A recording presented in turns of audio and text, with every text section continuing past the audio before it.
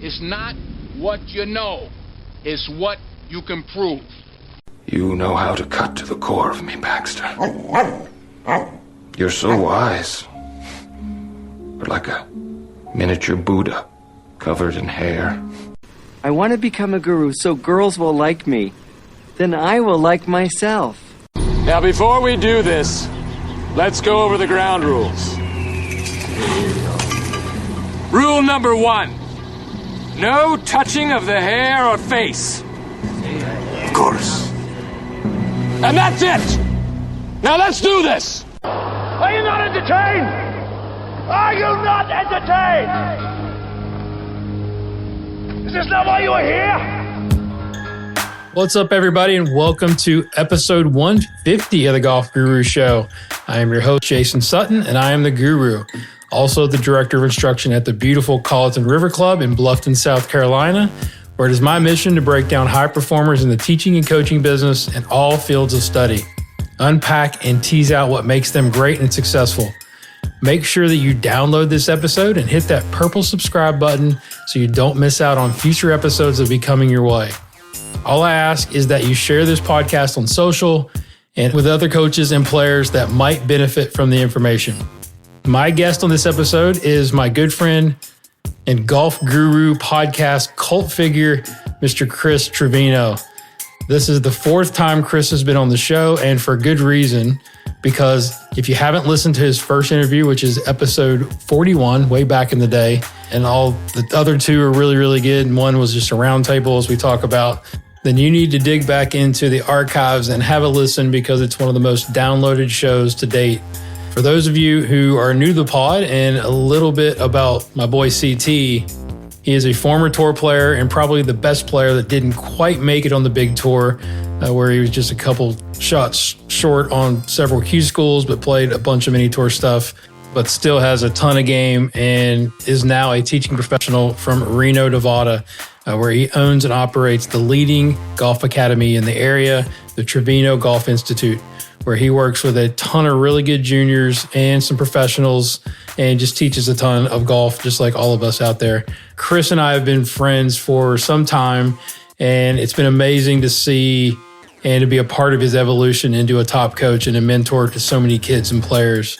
Now, his approach is a little bit unorthodox as he does it in a way that is kind of in your face as he challenges his players to do the work.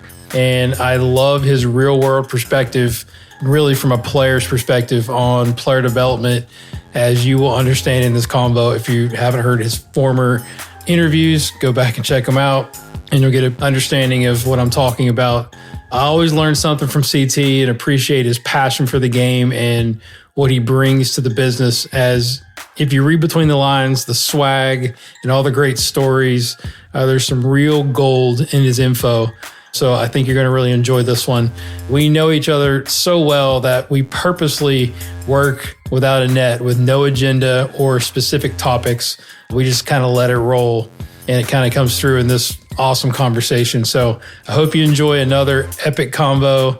I will give you a little warning. It is laden with some expletives and some foul language. Even I think I'd drop an F-bomb in there, which is not like me, but it's all done with good fun and learning in mind. So just keep that in mind when you listen to this. So without further delay, I bring you You Don't Know Me, Bro, Part 4. My brother, Chris Trevino. Enjoy. Let's get into it, man. Trevino, You Don't Know Me, Bro, Part 4. I'm thinking back. I mean, for listeners of the show, maybe listeners, like new listeners to the show, got to go back to the first episode. And I can't even remember what number it was. But this is kind of epic because this is 150, bro. This is a milestone for me. That is impressive. Yeah. Impressive nonetheless. And I think the second one, we kind of unpacked what we discovered in the first one, which was a lot of great stories and your upbringing and kind of your story of your career. Right. And then I couldn't remember. I know one was at the show, which was just a brief one. I wouldn't even count that one. That was more like, that was an open forum. Round table. Yeah, round table. Yeah. But the epic one was, I think, the one where you came and spent the weekend at my house and we got a little tipsy on a lot of wine. Right. Yeah, and told some stories and really dug into it sitting on my couch. Yep.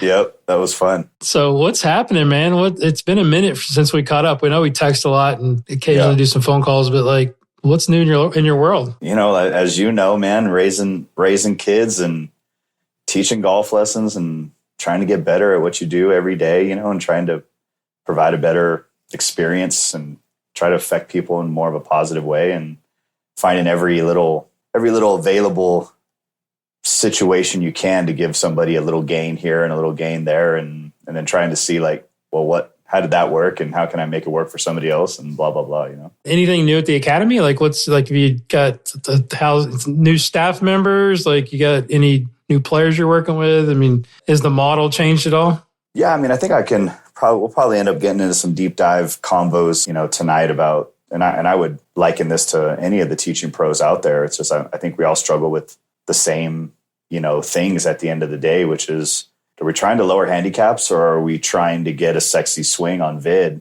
and get some numbers to look a certain way on TrackMan? You know, I think there's this really sexy minx of a situation that makes a golf pro go, man, if I can get that swing direction to the right and shallow out that club, you know, I can post this video. And meanwhile, the guy didn't play worth a shit, whether his swing shallows 2 inches down and back or not. You know, he shoots the same score, whether he hits 5 down and swings 5 left, or whether he does what you want him to do, you know. So I'm kind of battling with that right now. You know, I think maybe we're selling the wrong dream sometimes as golf instructors, unless you're dealing with extremely high profile players that have a lot of coordination and can move the club and space the way you want them to. Otherwise, you know, you might be selling the wrong dream at the wrong time. Yeah, I mean, I think this would be a good, like, so we're kind of working without a net tonight, which is how we always roll. Like, I got 0 notes. Like, we've been friends for a long time. We've got a lot of history, but I want to know what's happening in your world. The King of Reno. Yeah, man. You know, I've had Preston out a few times, had Monavian out a few times as well. That. Yeah. You know, and those are awesome moments just, you know, for my clients and stuff. And for those that, you know, don't know, I run a year-round golf academy here in Reno, mostly specializing in club fitting, club optimization. And then I have a junior academy side where we really, in my opinion, do some pretty impressive work with juniors and getting them to the next level to play collegiately and things of that nature. So we've had I would say an uncommon amount of success for how small of a group of kids we're working with every year. We seem to have a pretty staggering amount of success in getting them landed at either a D2 or a D1 program. And I just think it's as the junior golf circuit, as you know, with your son college circuit gets just more and more and more competitive. You know, it just really, it makes our jobs tougher and tougher because, you know, a kid used to be able to, you know, squeak out a couple 72s here and there and get a look. And now if he doesn't fucking shoot 68 every other time he plays, nobody thinks he's worth a shit anymore, you know? Yeah. So it's like, dang, man. I mean, how good are these most of the kids I play with, I mean, it's like they'd have to play as good as me, if not better, to just get a D1 coach to even look at them. Yeah. I think the portals hurt not just the other sports, but it's definitely hurt golf.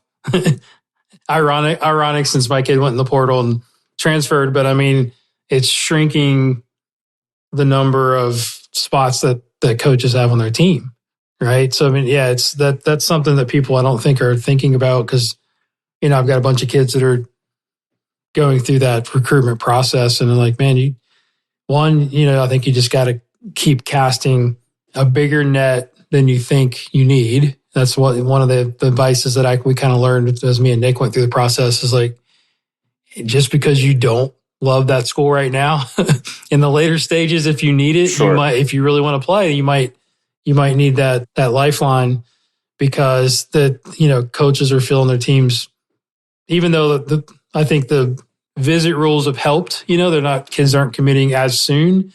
It almost just squeezes that little time frame, which kids are just freaking out because they're trying to find places to play. Have you found that as well with your kids? Oh yeah, absolutely. I think I've now boiled it down to, I'm calling it 50% par breaks on the road. You know, that's the way I'm educating parents and kids now. It's almost like we've gotten to a point, if we want to just simplify the math, is just if you're not breaking par 50% of the time you play away from your home base, you're probably not a candidate for a Division I look. And it's scary to think that. And I'm not saying par breaks have to be 65. You don't got to take it deep.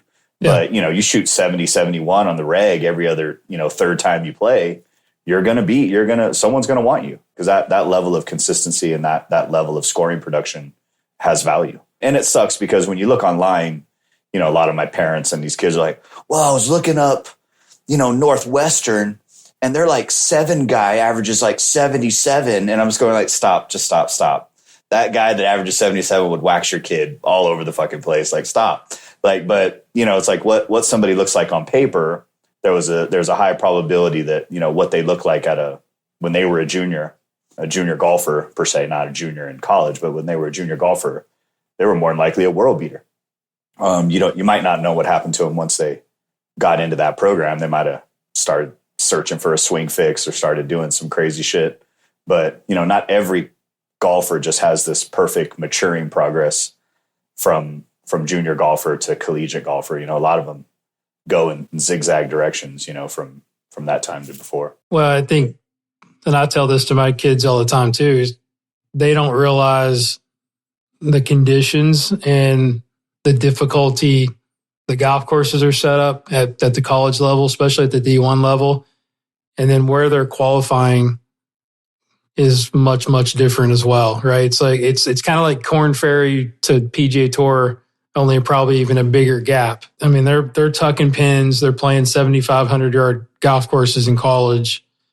In high school, they're playing 66. And it's like, oh yeah, I can break par. Like, great. But when you get to the next level, 72 is pretty freaking good score, right? Coaches would pay for like a kid that can shoot 72 in that fourth position. Oh yeah, absolutely. A lot of time, so it's, one of my guys ended up going to West Point, a little bit of a out there mix, different mix, but nonetheless, the standards of that school just in general are freakishly high. Sure. And when the coach flew out, here to see him play and to meet the family and to meet with me, we went out and had a few drinks. He's a nice guy and just started shooting the shit.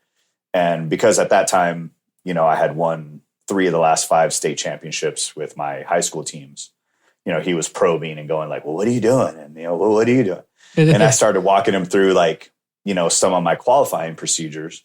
And the one that stood out to him was, it's like, when I'm dealing with my better players, they're not allowed both sides of the rough. In qualifying, I will choose the side of the rough they can bail out on. So they get the fairway and one side of the rough. If you hit it in the other side of the rough, it's out of bounds. And he looked at me and his mouth just freakishly open. He goes, what? And he goes, you mean they could hit on the golf course or out of bounds? I go, yeah.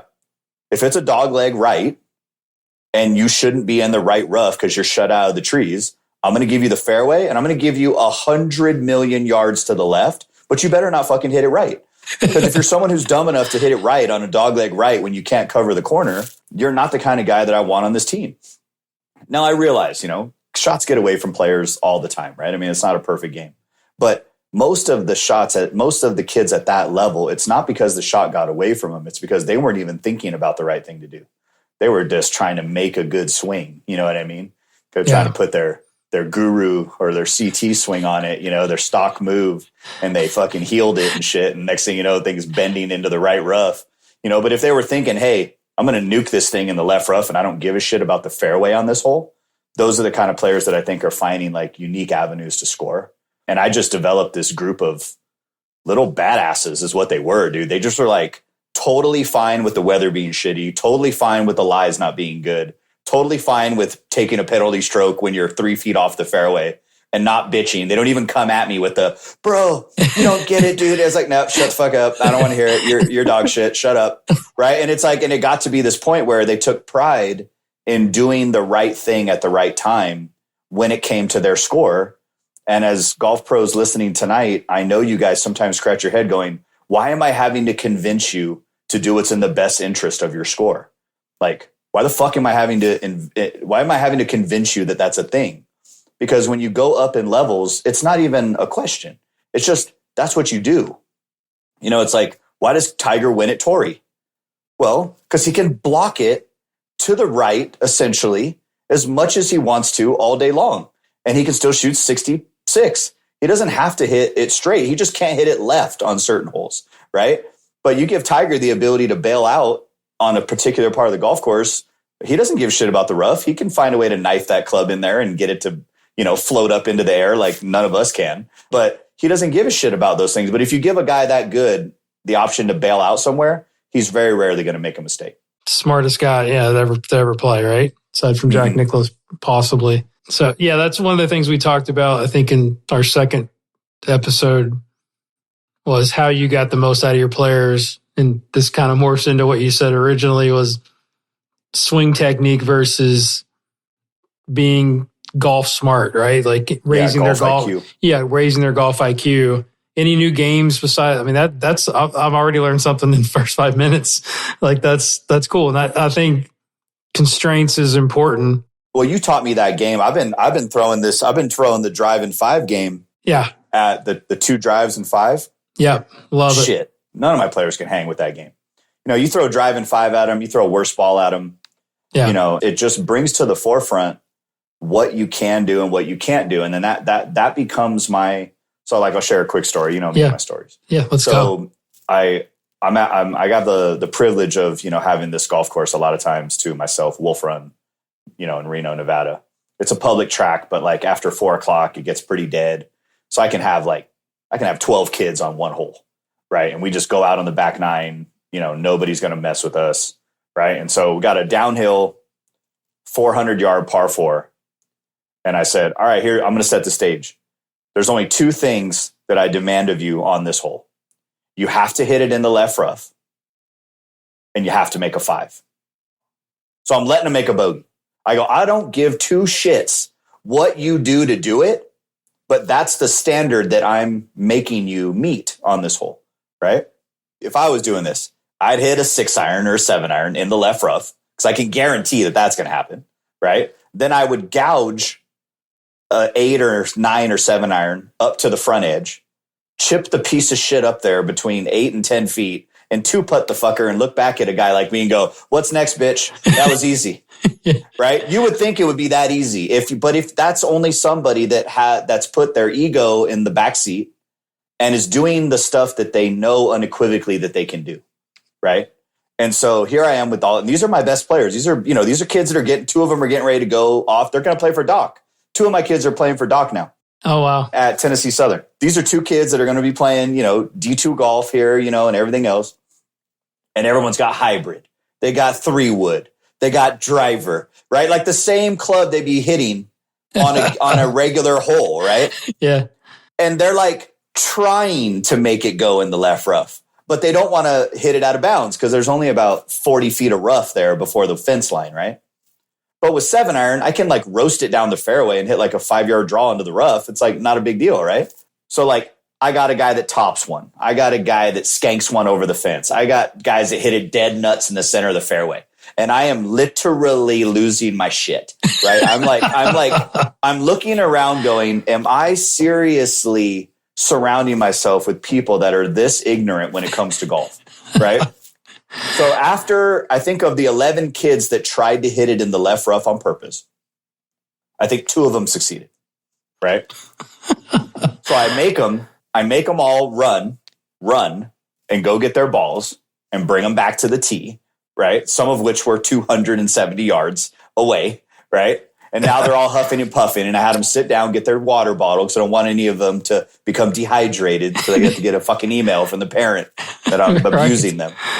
And I just looked at him, I go, I don't understand at what point you guys and gals are going to realize that tournament golf isn't about what you hope is going to happen. It's about what you know you can do. Like, what do you know you can do? I go, I'm going to ask the group, can I grab this 7-iron? And I had them all the ball. So can I grab this 7-iron and skank a fucking ball in the left rough right now? Can I do that? How many people believe I can do that 10 times out of 10? And they all like raise their hand. I go, well, then that's what the fuck you do. So I take out this 7-iron and I fucking gouge one, right? And just turbo blast off the club face and goes like 180 into the left rough, right? I go, now everybody get off their sorry ass. Let's go. So now they all leave their clubs on the tee because I've got this whole golf course to myself. So we walk down the fairway. Meanwhile, I'm just dog cussing all of them, right? I grab an 8-iron that's like sitting down a little bit, buried. I go, what do I got to the pin? They're like, you got 205. I go, can I hit this 8-iron and tumble it to the front edge 180? How many people here believe I can do that? And if I catch a jumper, I might even be able to tumble it onto the green if it jumps, right?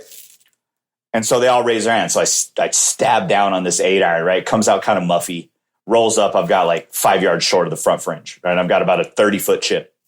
I grab somebody's lob wedge. I'm not even using my clubs. I'm just using like any club that anybody will give me, right?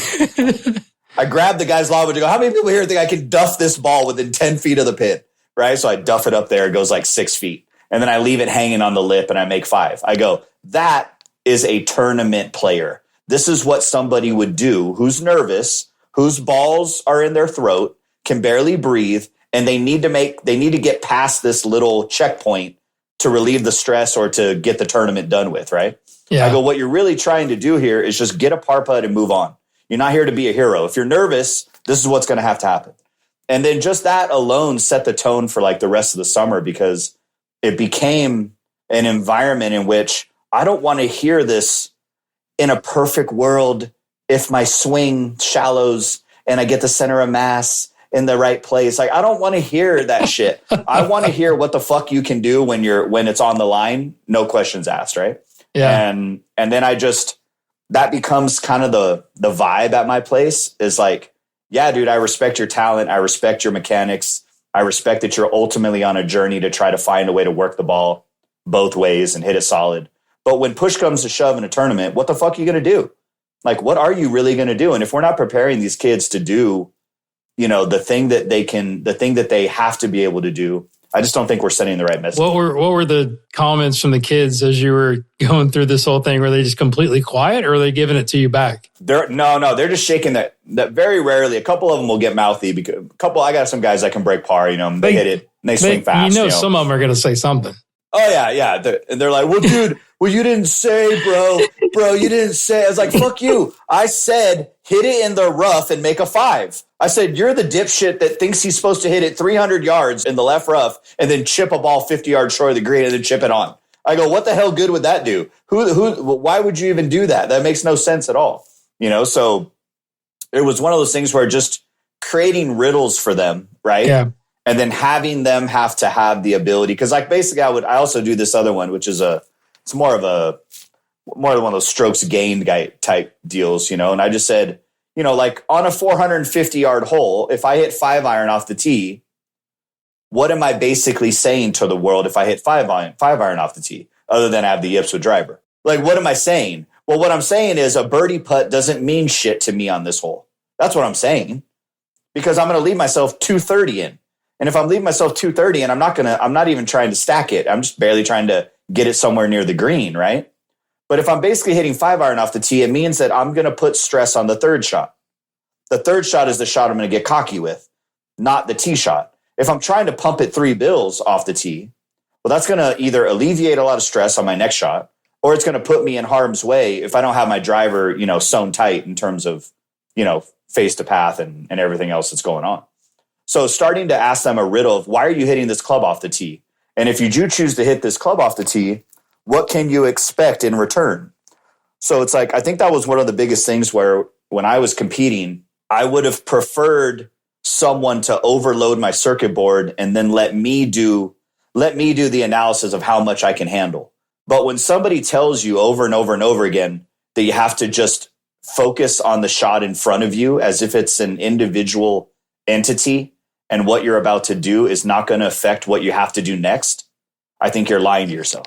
I think that's the biggest part about the mental game is that, yes, you have to be present, but you also have to have fed into the equation what you're about to do right now is going to affect what you're going to do next. And if you're not willing to play that kind of fucking advanced mathematics, then don't get pissy when you have one good day and one bad day. Yeah. Because like Tiger said, I thought it was hilarious and awesome at the same time when he had that little TikTok.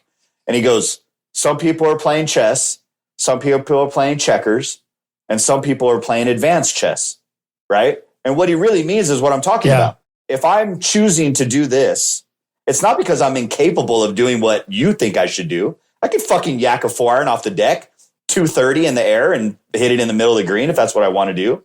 But if I'm choosing to do something other than optimal, it's because I have a plan in place And that plan plays around the strengths of my game. Fuck y'all. Like, I don't give a shit. Like, I'm not going to play the same game that whoever Brooks Koepka's playing right now. Right? Like, fuck. I mean, that's not my shit. Right? Like, I'm not going to be doing that kind of stuff, or whoever that Gordon Sargent kid or whatever that fucking kid is. Like, fuck, I'm not doing that shit. Right? There is a way to play with those dudes.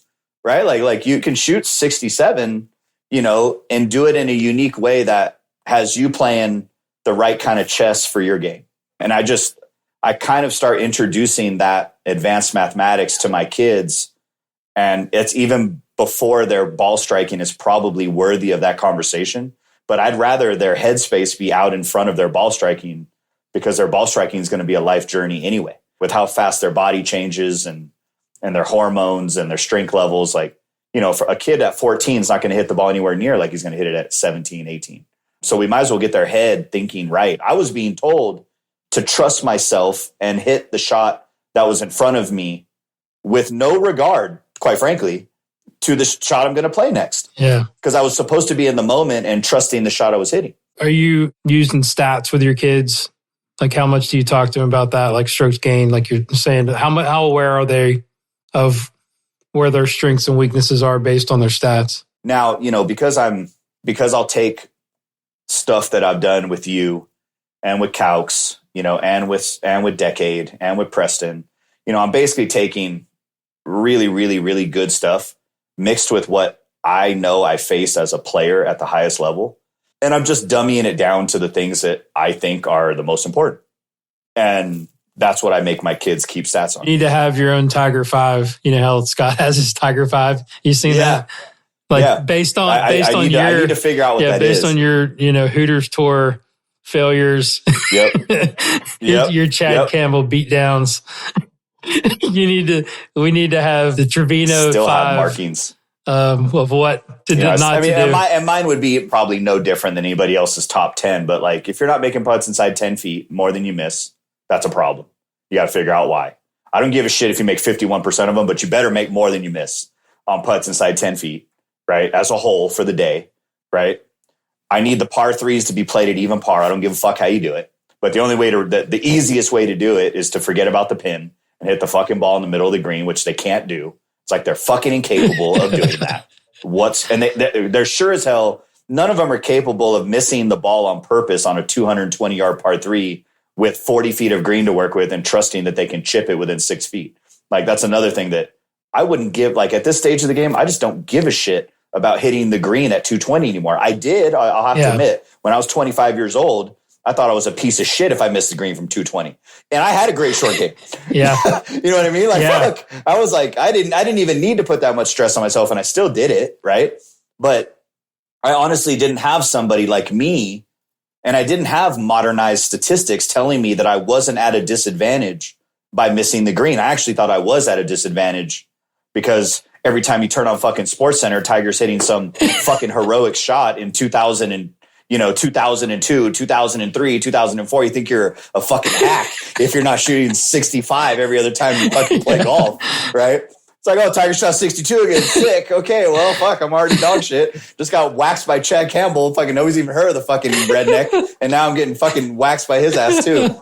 And Vaughn Taylor and fucking everybody else. So yeah, that's what I do. I would just say I need the par fives to be played under par. Yeah. Or then I play out all the avenues of how to make birdie on a par five, right? So they have sort of the 5 or 6 most common ways to make a birdie because it fits the bill between your long hitter, medium hitter, so forth, right?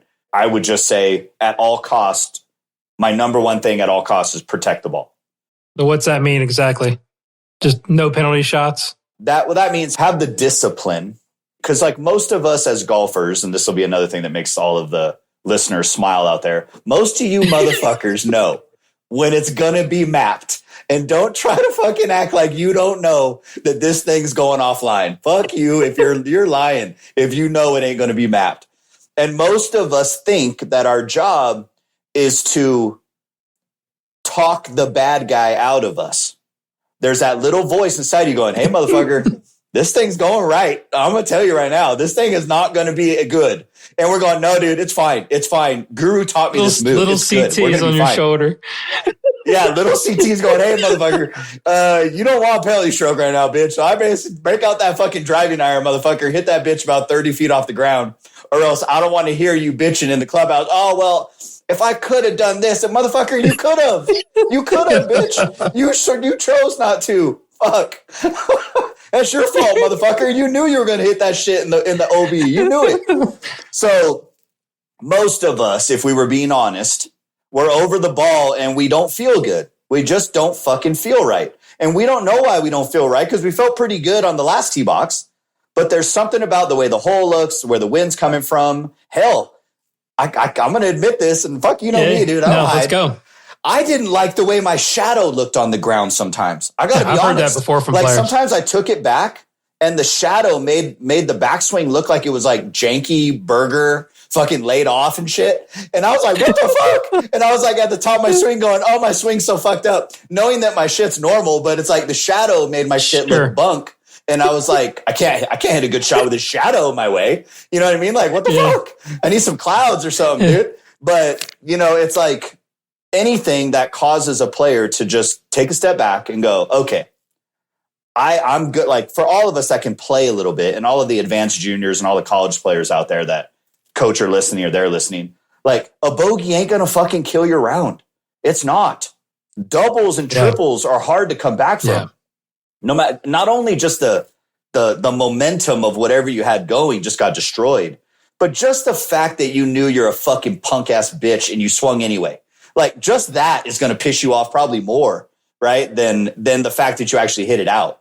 Because like I said, it's usually not, oh, I don't know where that block 40-yard right came from. I was striping it before that. Shut the fuck up. You knew that shit was going to be blocked in the shit. Everybody knows. So I just think, like, I'm trying to teach my players, like, look, man, if you got to pull out a 5-iron, and I don't care if you bunt it on a 400-yard hole, if you got to hit it 200 yards and have 200 yard left, but you know it's going to be on grass and you can play golf from there, be a fucking man and do it. Like, quit fucking doing all this I hope shit, and just for that hole, get it done. Yeah. I'm like, get it over with, and then go play around and have some fucking pride in the fact that you're the kind of guy that can, because what I now learned in my Zen-like older age, I'm rolling my eyes right now. I'm doing air quotes for all the crowd.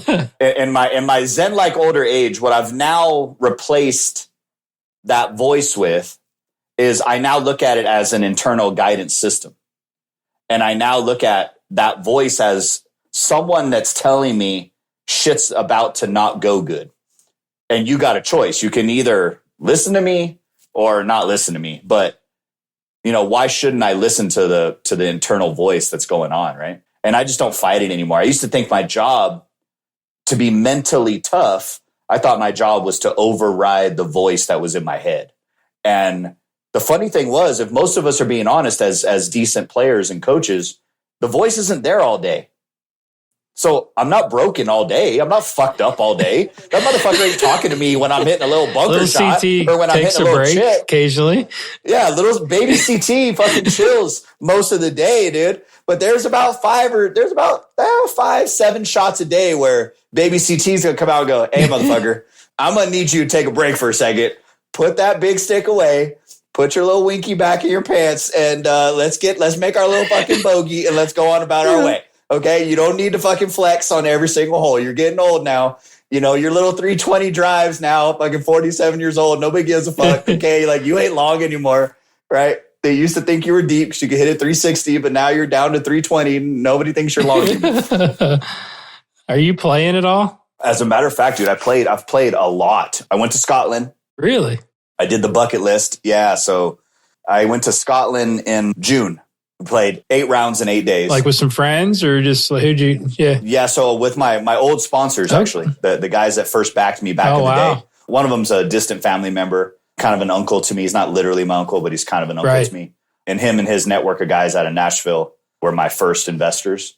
And they're all CPAs and attorneys. And he retired from the Tennessee CPA, board or whatever it was. And the firm that he created basically bought him this as a retirement going away present. And he was allowed to take, most of these guys take their wife, with them and all sort of shit. And he goes, well, my wife, I ain't taking my wife. I'm taking CT. Nice. So he goes, you want to go this thing? So I was like, shit, all expenses paid, fucking St. Andrews. Yeah. All right. So it was an epic trip, dude. First class, everything, and we played Carnoustie, we played the old course, we played Kings Barnes, played Crail, played Troon. I mean, it was like it just doesn't stop. I mean, it was like the list of courses just like ridiculous. And just best, story, dude. The best, I shoot bogey free 66, birdie 18 in front of like 100 people that were just, because dude, like in St. Andrews, the whole course, like there's just people everywhere. Like it's like a big ass park, is a park, like with people everywhere. They can just walk around anytime. And there's people doing fucking picnics and shit like 10 feet from your tee box, and fucking dogs running around everywhere and shit. Like I was shocked at the commotion. I was thinking it was going to be this like sacred ground and you in the course and fucking all this shit. No, dude, there's people fucking all over the place. And on 18, so you drive it down there in the Valley of Sin, or did you knock it on? It was into the fan. Okay. And it's a shitty story, but the little starter, they have this thing about Americans playing the back tees. It's almost like you have to show like, DP World Tour status to fucking play the back tees. Like the back tees is like fucking 6,800 yards. I was gonna say, it's not that long. Yeah. No, it's not long at all, right? But they have like a tourist tee that they're pushing everybody forward, because God bless Americans, man. They go over there and they fucking hack it up, dude. I mean, they just shoot 150 and they fucking take forever and all this other shit. So so they're trying to push everybody around. They're trying to get everybody to play up. And on number one, there's nowhere to go. Like you're right there in the center of the tee, and you might have 30 feet, and then there's the steps that come down. The weather was pretty good, overcast, 20 mile an hour, down fan on number one. So it's kind of coming back into on 18. So I go out and start playing. The only glitch on the card was I drove 10 and I didn't realize how many shared greens there are between holes. Yeah. And 10, I think 10, I don't know what 10 and 6 maybe might share a green. I don't know how the holes twist out in my mind anymore, but 10 is like this gigantic green. And I hit it and the hole's like 345, and you're getting like between 50, you're getting 50 yards a roll, let's just say average, right, on the fairways. So the hole was like, I don't know, 350, 345 or something. Crosswind. So I knocked it up into the middle of the green, had like a 90 footer for eagle, and I 3-whipped it for par.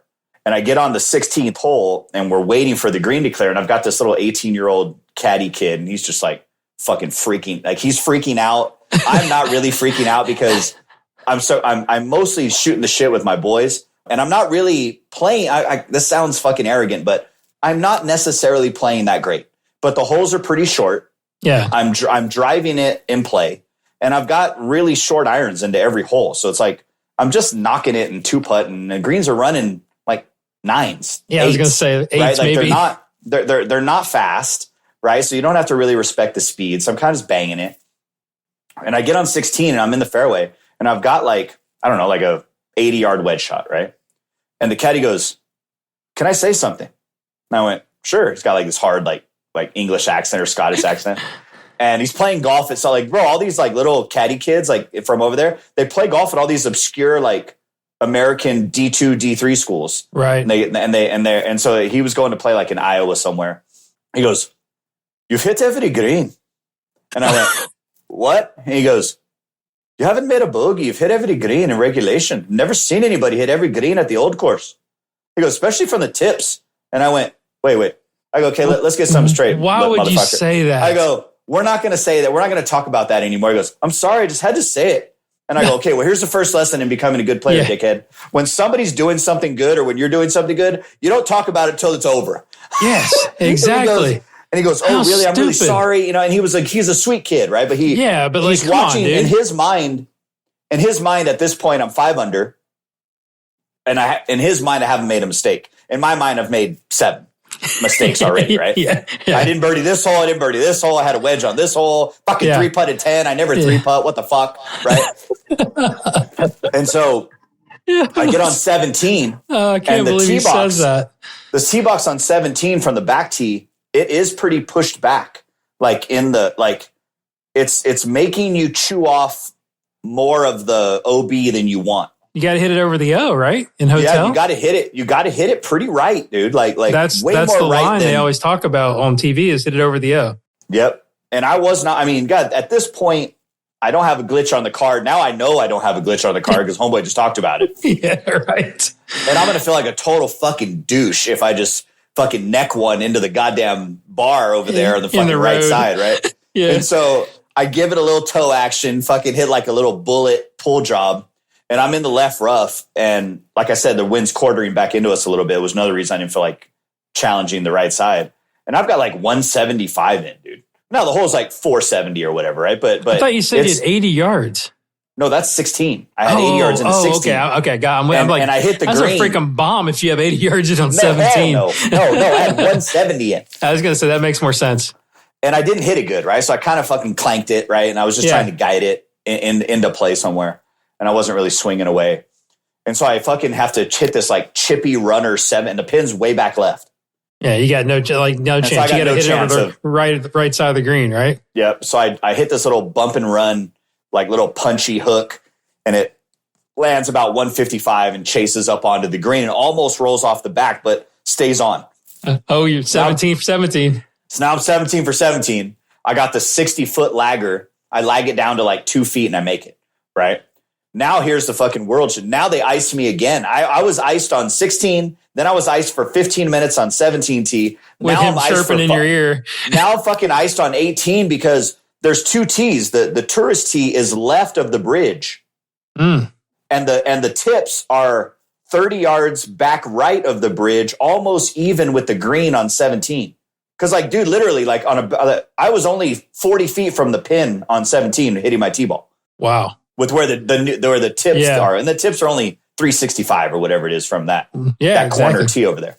But now, because all these freelance photographers, now it's a fucking whore fest of who can take their picture on the bridge. Yeah. Now they're letting spectators that aren't even playing the course out there taking pictures. They can give the photographers a tip and they can go take their picture on the bridge even if they're not playing. So now you got all these people with their fucking photography shit. And I'm trying to hit this shot, and I'm going like, dude, I can't do this right now. Like, I got to get this tee shot off my chest because I'm just staring at it, going, dude, I'm going so far left on this tee ball. I mean, the fairway is 150 yards. But with all due respect, if you hit it left of the green, if you choose to stripe it down the middle of the fairway, it's tight. Nobody knows how narrow that. Yeah, dude, from the center of the fairway on 18 is 30. I'd say 50 feet, and you're out of bounds. Yeah, I get that. But yeah, you could fucking yak it into the other fairway if you wanted to. So I'm trying to do like this half pregnant little skank fade, right? And I pull it off, and now I'm 5 under. I've got like 72 yards. So I hit it like 300, which like into the wind. Pins just over the swale, like 5 feet past the fucking swale, right? So I had lob, and I'm going, dude, if I cut under this fucking lob wedge and it hits that, and I'm gonna fucking kill myself if I don't get this on the top shelf. Yeah. So I fucking hit this. I hit this 56, and I thinned it just a little bit to where like it kind of fell out of the sky because I thinned it. But thank God I took the other club. Lands like 3 feet over the slope. Takes a huge bounce. Bounces past the pin. I've got 12 feet coming back towards the fairway. Hoop it in the center for fucking birdie to shoot 66. Nasty. 66 bogey free. Hit every green and reg. And dude, my uncle was in tears. Like my uncle was literally crying. And then I didn't really, until you get done, like it didn't really come over me and hit me like, dude, that was a pretty special round on a pretty special place to do it in. That's insane. And it was just one of those days where I was like, it sounds corny, but like the culmination of the lag putting, the wedge play, the flighting of the ball into the wind, the not needing to challenge every fucking bunker that just because it's 280 to 300, I don't have to yak it past every fucking bunker. You know, just the discipline to play the golf course, you know, in sort of a mid-modern kind of way to do it, right? Instead of just John Daly, Tiger 2000, just yak it fucking over everything kind of shit. It was just a really gratifying moment for me, you know, because it was kind of like as those caddies said, you know, it's like, that's how golf should be played kind of thing, you know, and they're really big on that kind of stuff over there. What did your boy say? What was he was just fucking... Your caddy. He was just loving life, dude. Just loving life. He was like, this is the best round of golf I've ever seen. You know, thank you so much for letting me be a part of it and all this other stuff. And it was cool for everybody there. A couple guys saw me like on 18 and we went to that Dunhaven or the Dungaven or whatever the little the pub bar right is. Behind like, the 18th right behind there. And they watched me play the last hole and I walked in and they fucking started clapping for me and buying me shots and shit. Oh, like no. it was fucking hilarious, dude. That's so it great. was a really awesome trip. Had a little excursion to Pebble with some more clients that had an open spot at Pebble. We played Pebble and Spyglass, and I'm just kind of like riding the coattails, loving life, dude. So even Monavian, I told Monavian because it was just like 3 weeks ago before the Champions Tour got there. Mr. Tour Coach now, Mr. fucking Alex Chaka fucking Jr. now, you know, traveling the world. He was already like 007. I used to give him shit. I go, bro, you're like the James Bond of golf pros, dude. You're just like in a different country. You're in Morocco, then you're in fucking Italy, then you're in fucking Palm Beach, you know, and then you're here. I'm like, dude, don't even start with me. So I sent him a picture of Spyglass and I go, yeah, dude, who's bougie now, bitch? Yeah, what's up now? And so he goes, oh, you thought I was bougie? Jesus, yeah, right. I go, you whatever. Michael. You're the most bougie golf pro of all time. I love the guy, but I do too. You know it. So what, you thinking about Champions Tour in 3 years? Let's get any like aspirations? You'd be the one guy that didn't play the tour that I think would have a chance if he like really set his mind to it. Yeah, you know, you'd have to give up a lot. You know, like you'd have to sacrifice a lot of teaching and some other stuff to probably do it. But yeah, you know, and like I said, I'm still trying to find my niche in.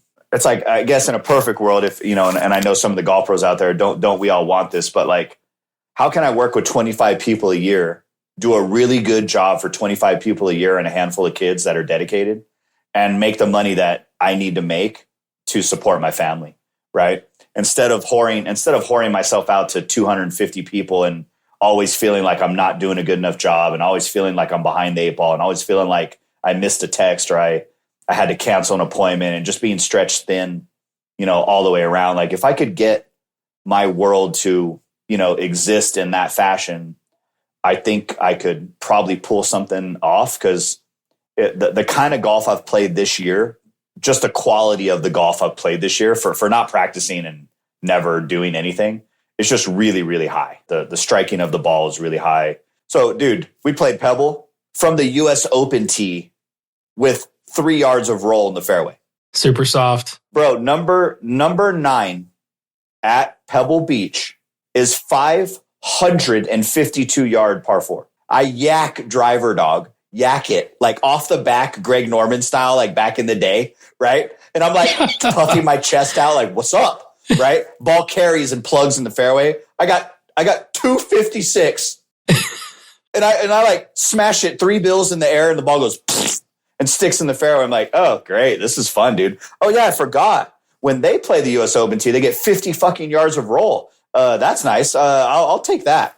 You know, but then again, you know, you trade off, you get 50 yards of roll, but then you got to deal with the ball rolling into some fucked up places when it rolls. There's a give and take there for sure. But, you know, Spyglass is no picnic. Played Spyglass from that USAM tee, that 2020, they had the USAM there. And that was like 77.50. Oh my God. You know, and I shot 71 there. And I walked. I mean, you're walking it. You're hoofing it, dude, up hills and shit. Like with your bag, fucking no caddy, just hoofing it, right? I'm just like, I was jelly leg, dude. At the end of the day, I'm like, God, that's get me fucking out of here. But nah, dude, I got to hit the gym and I got to get a couple of things, you know, figured out in the move and whatnot. But, you know, for the most part, yeah, I think I'm going to give it a shot. I mean, the simple answer is yes. So you have thought about it. Oh yeah. Okay. I know the sound. I know there's probably a lot of guys that say this, but for a guy like me, I hate to say that I have this, like almost every guy that I know that was a good player goes, dude, you're like the best guy I ever played with that never made it. And secretly I'm like, fuck you. Yeah. You know, like that's what I really want to say. You hear that like, so many times, like you don't want to hear it again. It's like such a backhanded compliment, you know, like sure. I know they're meaning it in a nice way. They're not meaning it to be a dick. Sure. But like, for the kind of golf that I played, which was pretty high level for not getting a tour card, I actually think I'm playing some of my best golf right now. It sounds bizarre, but like that is bizarre. It's like real confidence now. Like I used to have this bullshit fake confidence, like when I was like playing good and I liked the way the course looked to my eye bullshit. You know what I mean? It's like now, like I don't give, like I kind of take like a weird sense of pride going, motherfucker, I don't even practice and I'll go whoop your fucking ass. Like I don't give a shit. Like let's go right now, bitch. Like I don't even care anymore. And I think part of that real confidence, and then just that I'm so much more studious of the game now. You know, back then I didn't have people challenging my intellect. I just had myself challenging my physicality. Sure. And so when I would go play bad, I would just hit it harder in the gym. And it wasn't doing me any favors. I just felt like shit the next day and my body hurt. But like I would take all my anger out on my body. I wouldn't necessarily analyze my stats and then go practice the things I sucked at in an intelligent way. What a fucking concept. You know what I mean? Like you think about it now, you go, God, what a dipshit I was, you know? But it's just the game has evolved tremendously. And I think that's why we're seeing so much success from so many younger kids, is that there's always been talent out there. It's just, I think this talent now is being manufactured and being cultivated in a more sophisticated way at a significantly younger age. And now they have mentors like you and me and Preston and all these guys. And then they can go online and they've got a Spider Putt and they've got Decade and they've got all these things to just show them in real time. Like, dude, you're either cutting the mustard or you're not. And here's where you're doing great. Here's where you're not doing great. It's like the answers are all there. It's just the guys that want to do the work, it's game over. Yeah. And you get somebody. If you have a certain amount of ability, right? Yeah. I mean, there's Ludwig Aberg. Yeah. I mean, what the heck, man? That kid's just built different. I think so. I think you're right. I mean, what the heck? I mean, he's amazed me. He almost won the tournament this week and he just came off the Ryder Cup. I'm like, fucking nuts. What is going on? He's like sleepwalking out there and almost beat those guys. Incredible. Yeah, I mean, you got to come back to your old swing coach, putting coach, you know, when we get ready for I'm coming, Champions baby. Tour, man. I mean, I think the most epic thing would, because your place is the bomb. Yeah. So we got to get Doc and Monavian and Preston and me and you and a couple of the other dudes we stayed with at the first house. Get fucking Dennis. Dennis Sales. Yeah. Sales. Yeah, get all this there. And then just like, and the minute I fucking make it, dude, we just mob the fucking range like 10 deep, dude. Just mob the range. Be like, yeah, what's up? How's everybody doing? Yeah, back the fuck up, bitch. We got shit to do here. We got some drills to set up, motherfucker. I mean, the time that we met was, I think, one of the most fun PGA show weeks ever, because we just stayed up all night talking golf. And oh yeah, it was incredible. And our house was like the party house, dude. Like everybody was coming by. I mean, because they knew at some point Doc was gonna fucking go on a rant, and like everybody wanted to be there and turn their phone. I'd be like, he's gonna say something. He's gonna say one fucking thing, and it's gonna be perfect. It's gonna be what I'm missing. We had so many top coaches. You know, so many. Como. Yeah, I mean, I was telling people that like people didn't realize that like Como slept on a fucking sleeping bag on the fucking ground, like 10 feet from me, on my sleeping bag that I was sleeping on in that house. Like it was crazy. Like when you think back to that house that one time, you know, when we had everybody there, it was just crazy to see the names in that house and what all you guys have accomplished since then, you know? We had a rule that we couldn't go to bed before 3 a.m. every morning. Like our wives think we're out partying. We're like in the condo every night, just geeking it up, like having some beers. But like we were so into it. We were just a bunch of nerds just going, what are you doing? Like, hey, everybody's filming what's going on. It was like the best teaching summit probably that nobody's ever seen except for the people that came through. I agree. How's your son doing? He's doing okay. Not playing particularly well, but did I see that he qualified for did he qualify for match play at USAM? He made the USAM, yeah. He did not make match play, but he made the USAM, which was awesome. Great way to finish the fall. But is he still chipping it? Is he still chipping it trailhand? Yes, short ones. Okay. Short ones. But he can hit both hands, but yeah, short ones are still good one-handed. Got it. Yeah, he's kind of had a rough stretch here. Just making the squad, yeah. But I mean, he's fine. He's working really hard, and he's got one more semester to kind of get in there and contribute. But I mean, he's still doing really, really well. Likes it there. You know, I wish, like I said, I wish that it's like skill is skill at the end of the day, right? And you have to, and that is the other thing too. Like, and I want to come back to that after we're done, but it's like, sure, if you could put I would just say any tour player's head on your son's body, not change the skill, just change the temperament mixed with the expectations, mixed with the outlook on things, mixed with this overall sense of, dude, I'm better than you. Like, I want to fucking wax you.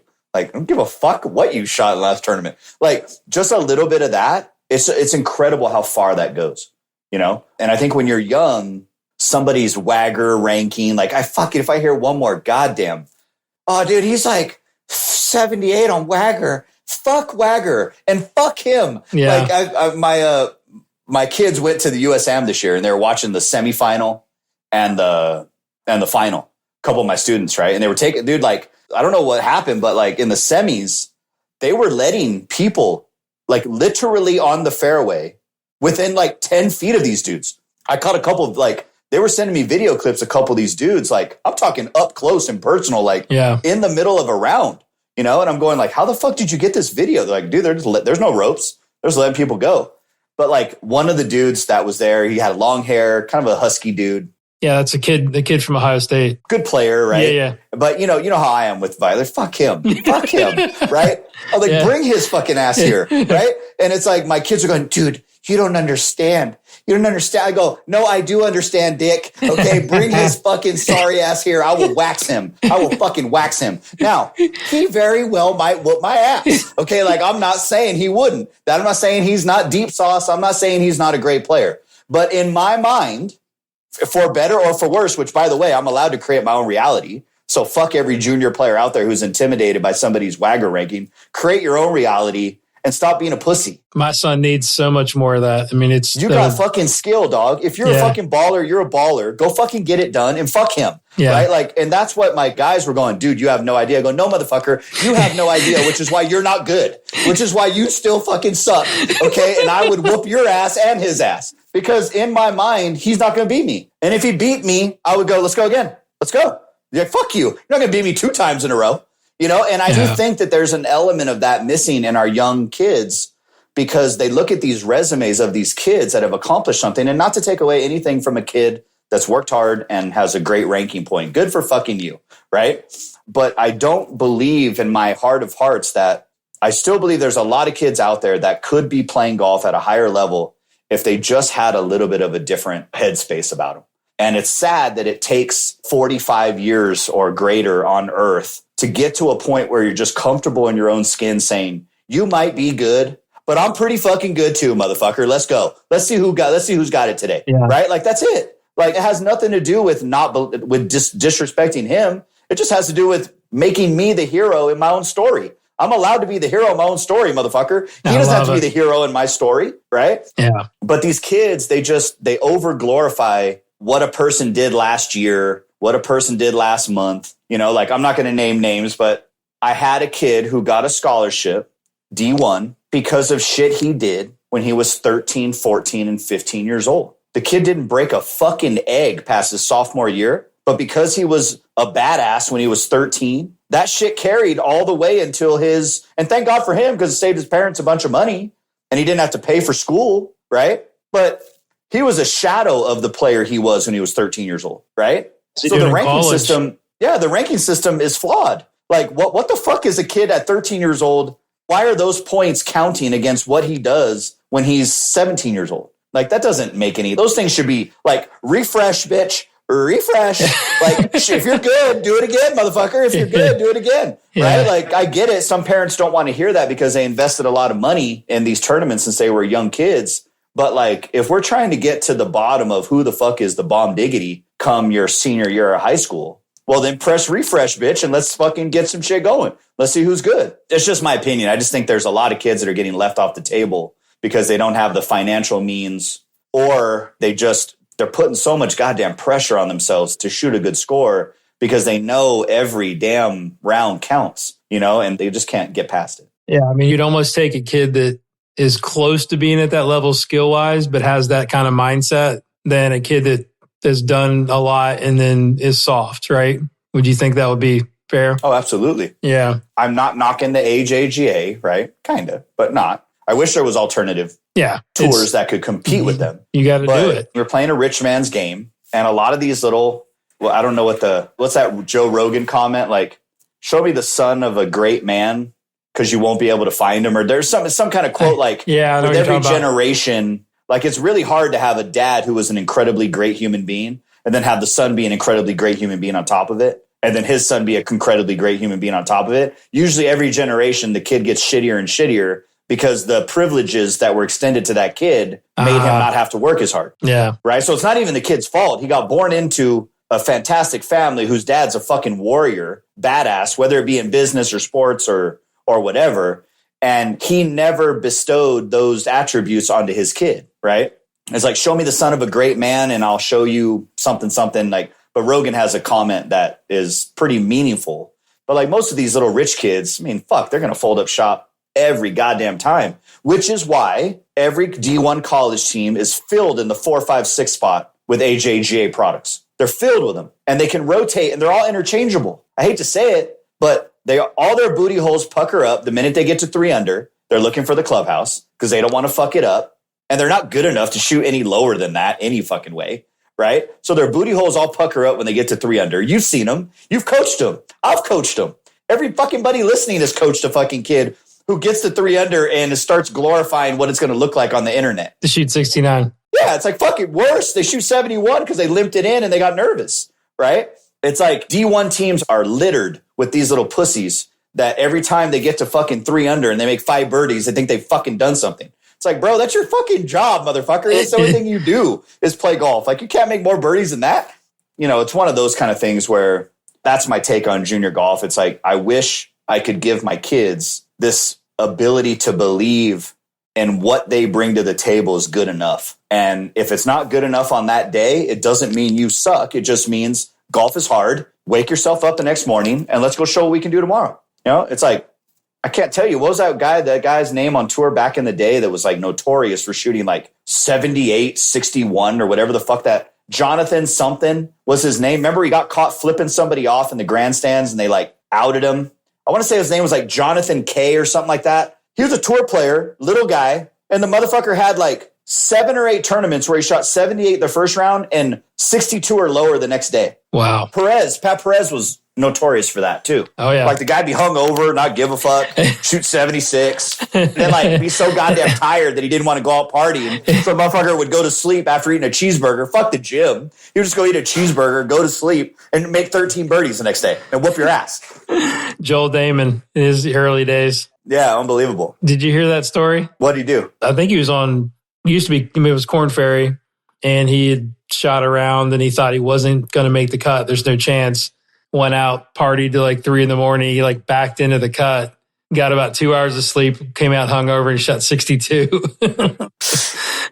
I mean, that guy's good, man. It's so funny how, you know, you never realize, like when I watched that Full Swing documentary. Yeah, I love it. He's like drinking White Claws at the turn at the U.S. Open qualifier. Like, what that was fuck? Classic. It was almost too much, dude. But yeah, that was awesome. It's like a guy. So like, that's a perfect example of a guy who's lowering the bar theoretically so he can fit in because he doesn't feel worthy of raising the bar because he feels like that takes him out of it.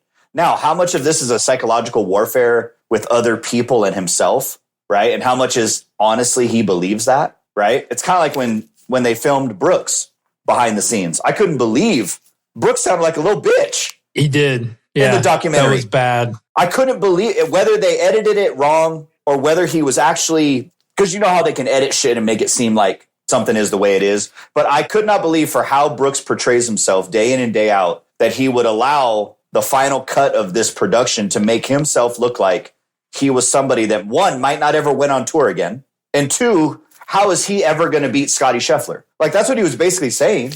Like, how can I ever beat this guy? This guy's so good. Like, that doesn't sound like Brooks Koepka at all, right? So I think all of them have flaws. Like JT looked like a little bitch, which I think he is secretly. It's not a fan, right? I personally think he is. I'm fuck it. I'll say it. I don't give a shit. Right?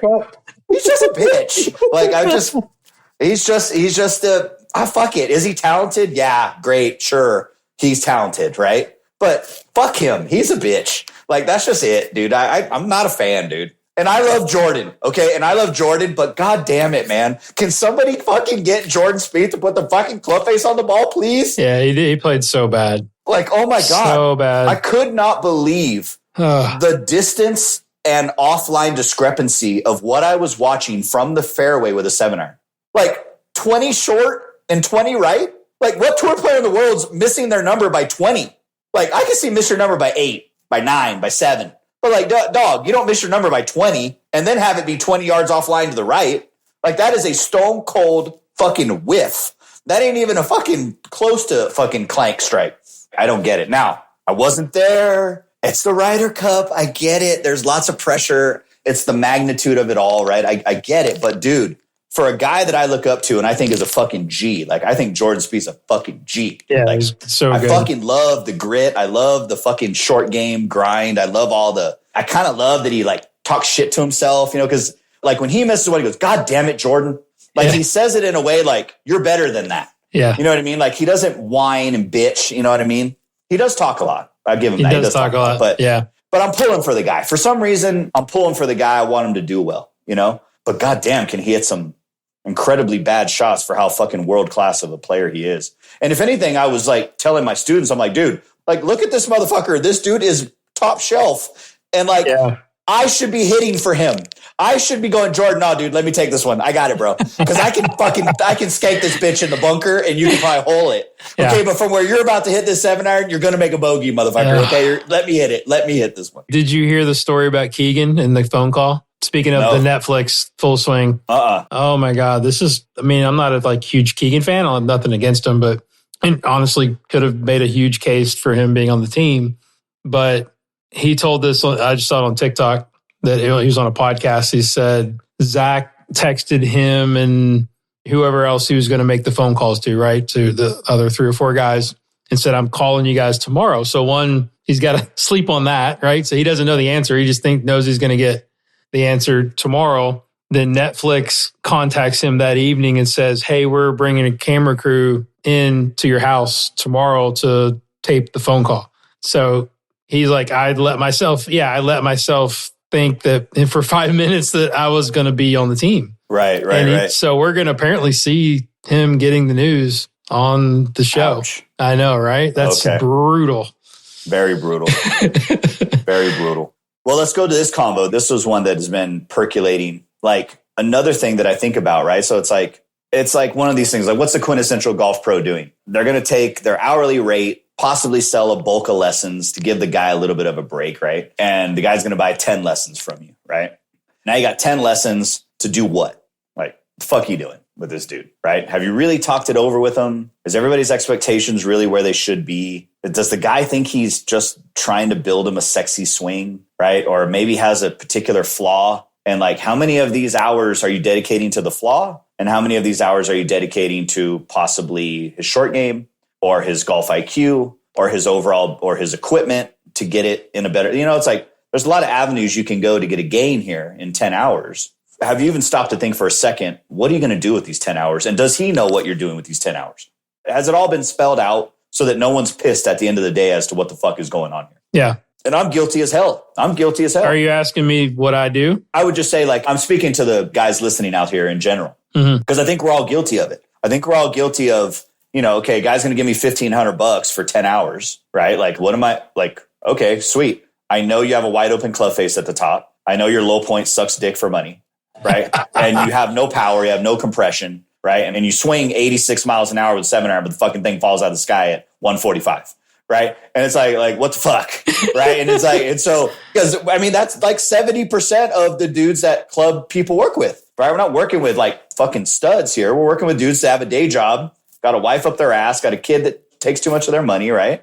So when we start doing all this stuff, we go, okay, well, I'm guilty of going, okay, like before I know it, I'm 6 lessons in on this cat. I've got the club face about 25, 40% better. I've got him about 15 extra yards. Now that puff cut's turned into a bit of a face pull, right? And it's like, it's not quite hitting the target yet.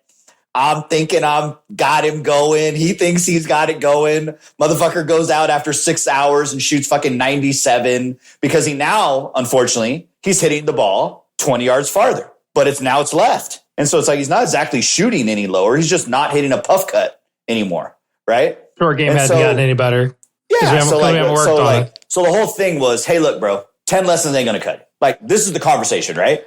10 lessons is good. It's a nice starting point. We're going to dedicate most of these 10 hours to this club face problem of yours. And I'm going to try to get low point to be moved a little bit more forward so you get some compression, some ball first contact. But we're going to have to spend some time making some putts and getting a little bit better short game. So I'm going to do the other half with the short game, if you don't mind. Because while you're evolving into the golfer I want you to become, you're going to have to shoot some scores in the midst of that. And you're going to want to play golf. So let's not kid ourselves here that you're just going to stop playing golf while you're trying to become a better player, right? I don't know how many golf pros out there have the confidence to sit across the table from someone and say that, right? Man, I think like we were talking about, one of the points that you sent me was swing mechanics versus handicap lowering, right? I mean, and I think that just goes back to the initial discussion of like, what is your goal? I always look at it from the club golfer. You can break it down to any different categories as you want. It's like, all right, not being embarrassed versus actually getting better at scoring at golf, which is, to me, I don't understand. I can't relate to the people that don't want to get better at shooting lower scores by any means possible. Like, and a lot of times that hurts me as a coach because I'm like, I don't really give a shit what your swing looks like all the time. Like, are we shooting lower scores and why, right? So like when I get a long-term student, we have to have an agreement on that. And you have different kinds of students. Some are just like, oh, I just want to hit it more solid. And I don't care if it's a pulled left shot and it goes farther. It looks cool. Like, okay, great. But why you can't ship it on the green from 30 yards, right? It's like, you know, what's the ultimate goal? It's like ego versus mastery, right? It's like ego means, okay, I can fire it into the woods a little farther. Mastery is actually like getting better at golf, which is shooting a lower score. That's what it boils down to. Yep, I agree. And then you start to layer in this, which I still to this day, it's it's like this thing that you can't see it, you can't grasp it. You know, it's like this whole skill versus technique conversation, right? And it's like, at least my interpretation of skill is something that you possess that you can access at your disposal however much you want, right? So for example, like for me, I do not ever practice bunker shots, nor do I practice flop shots, nor do I practice anything. But I possess the skill and the understanding and the technique and everything else that goes with it to be able to do this. I could do multiple techniques in the bunker and get the motherfucker out. I could hit a draw like Tiger says he does. I could chop left. I could chicken wing. I could thump it, and I could bunker shot, stop it on a dime and leave my club. I could leave the motherfucking club in the sand and the ball would still come out, right? So it's like I have skill. I have skill that means I can do this thing in a bunch of different variety of ways, right? That skill trumps form is basically what we call that, 100%. Right? And Jordan Spieth is a good example of that. I'm going to cut you off, but in James Ridyard, our buddy, he talks about that in a lot of his presentations. Is like it doesn't conform to like our sort of philosophy on what we think should happen, but his skill is so good he can do whatever he wants. It doesn't look great, but I mean, whatever. Yeah. So continue. Sorry. No, and that's my thing. Like I'm also on this sort of alternative journey. And when you ask me like, how are things going and where are you at? Like I'm battling with you, like, do I possess the ability to increase somebody's skill? Like that's a question that all of us instructors should be asking ourselves. Like, do you actually have the ability to increase somebody's skill? Or is that a learned trait over time by sampling different techniques and sampling different exploratory experiences that allow a person to gain some type of representation of feel? And because like you hear this thing now, it's like, well, I feel it. Well, what the fuck does that mean? Like, and the science world, like you're not allowed to have feel because feel's this non-tangible thing, right? But then like you heard everybody who talked about golf from 1910 to fucking 1990, maybe even 2000, talked about feel. Like it was a thing. Like, well, I just feel it. Like, because when Preston came to my academy and he shut down my academy with this little sentence of his, and I love him for it because it was a very revealing factor that showed a piece of Swiss cheese in my teaching, right? But he asked my kid, goes, all right, it's 50 degrees outside. You're 125 yards out. You're into the wind and the green's elevated and the green is soft and squishy. What do you do? What do you do? And then my guy goes, well, it's 50 degrees. The green's elevated. It's low into the wind and cold and the green's soft. So like 125 is probably going to turn into 135, maybe 140. So I would probably go up a club from my normal club, make a 3/4 swing. And he gave this beautiful dissertation, right? On how, and Preston goes, very nice. Good job. It's 90 degrees outside. You got a bunker at 280. And he paints another picture and he calls on one of my other good players. And my guy goes, well, if I was swinging well, I'd tee driver higher, rocket launch it up, let the wind take it, take the bunker out of play, blah, blah, blah. If I wasn't swinging good, I'd hit 4-iron, let it run on the fairway. And that way the bunker's out of play. Preston goes, great, good, congratulations. Then he goes, the step meter is 11. You're 22 feet away. You're on a 2-degree downward pitch. The wind's at your back 5 miles an hour, and you're also on a 2-degree rightward pitch. What do you do? And the whole room goes quiet. And he goes, what do you do? And the guy goes, well, it's like a 20-footer. It's like a 22-footer. It's downhill, breaking to the right a little bit because it's on a 2-degree slope. I would just like feel it and just hit it like a little soft. He goes, what do you mean you would just feel it? And you go, well, I would just kind of, and he doesn't have an answer. The bottom line is I don't have a representation of stock for putting. I don't know what my baseline stroke is and how far the ball rolls. So I have no ability to tell you I would add or subtract this much. But instinctually, prior to Preston's novel, put the putter grip on the fucking ground and put 3 T's in the ground and work on your base stroke, which I love it. And I use it to this day, right? Prior to that representation being real, right? Guys had no choice but to do it through some experiential lens of this equals that and that equals this. And I'm gripping it this hard and I'm doing it this way. And you just start to gain a sensation through experiences that you've had with putting, right? There was no way to describe what you were feeling because it's a piece of skill that is unique to you. You hold it inside of you, right? It's like, I can't tell Preston what to do on a green. I just know that if Preston and I got in a putting contest, he'd have his fucking hands full. Even though he's a putting expert on putting, I have stuff that lives in these hands. He doesn't know you, bro. You don't fucking know me, bro, in the greens, bro. You don't know me. But like he would have, I'm not saying I would whoop his ass. I probably would. Yeah. But I'm just saying like he'd have his hands full with me because he's coming from a certain place, which is awesome. But I'm also coming from a place that's kind of awesome because it's unique to me.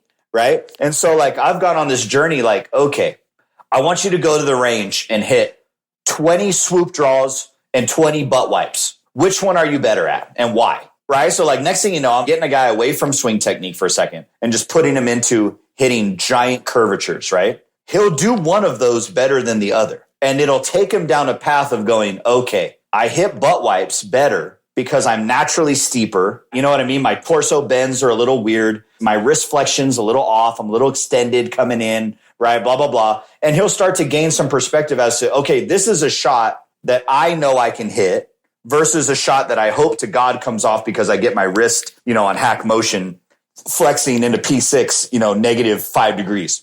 You see what I'm saying? And that's where I'm at in my teaching journey is like, I want to try and influence skill to whatever degree I can, because skill seems to be something people can take with them and use at their disposal. And technique seems to be somewhat of a fleeting thing. Like they have it one day and then they don't have it, or at least they claim they have it, right? And I just, like, if you can hit a fucking ball low, like I can hit a ball low whenever I want. Remember when you and I did the little thing with the hack motion and I made it ring off the charts when I hit it super low? Yeah. Like I don't need hack fucking motion to tell me what to do with my wrist, right? And I got to be honest, nobody taught me to go into flexion with my wrist. Okay. So that's where I think the line is blurry, right? Because I think somebody did teach you that. Whether it's now, it may not be your coach, might be the environment. Yeah. Right? Growing up in Texas, right? Yep. Playing off of hard pan. Pack. Yeah. And your story was amazing with Mr. Blackmar and how he made you play and how he made you like think about it. But I mean, that's where it's like, if they don't have the skill, where are they going to get it? That's the devil's advocate question that you're dealing with and we're all dealing with, right? We're trying to kind of walk that line of skill versus talent versus gamesmanship. Yeah. I think you would agree. One of the sadder realities, and dude, like my lesson volume, not to flex it's pretty high. I mean, I'm fucking doing like 45, 50 a week, right? I mean, it's fucking high, dude. I mean, I'm not fucking some punk that's fucking teaching 3 lessons every other day and trying to talk shit. Like, this is my life. I'm in the fucking trenches teaching some goddamn lessons. And I'm seeing every fucking swing in the book from dudes that are +5s, dudes that are fucking 35s. I'm seeing everything under the sun, And I'm just finding it really difficult to get people to hit a fucking golf ball repetitively solid and in the direction of the target they want on the reg, right? And I'm switching up what I'm saying. I'm not just like some guy who's just saying the same thing over and over, and whether you get it, you get it. But like, I am thinking that a person's ability to hit a little bump and run 52, or a person's ability to hit a little splashy bunker shot, a person's ability to read a green and judge how far they take the putter back and forth. Like, these are pretty achievable things that can be done at a very respectably high level, in my opinion, right? and I'm not leaning into that for my students, I think, as much as I should, because if I can get them to get anywhere near the green and reg and they start leaning on some of these skills that they possess or that they've learned over time, I think we can make a huge dent in their score. And that's kind of the riddle that I'm facing right now, because I'm not saying I'm giving up on the average Joe that's trying to hit a golf ball better. There are special cases of guys that can coordinate their body in a certain way to do it, right? But for a guy that's not going to hit a bunch of golf balls during the week in between lessons, it is a difficult prospect for us to be putting all of our eggs in that basket and hoping to God to get a gain out of it. I think, if I can chime in, it's a balance, right? But it has to be, I think it's every lesson or every situation where, use the 10 to 12 hour lesson scenario, which I do. Like I've kind of drilled it back down to like doing like series, and then I do a long-term 3-month unlimited, which is a whole different bowl of wax. It's making really, really get serious. But I think we have to make those game time decisions based on the feedback we get from our students, based on the goals that we've set, and based on us. Like, again,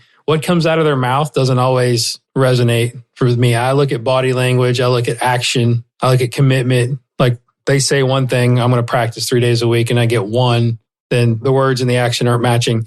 You've got to be able to pivot, right? So it's like, and then you hear them going, well, I'm not shooting in lower scores. So I'm like, all right, how much are you practicing?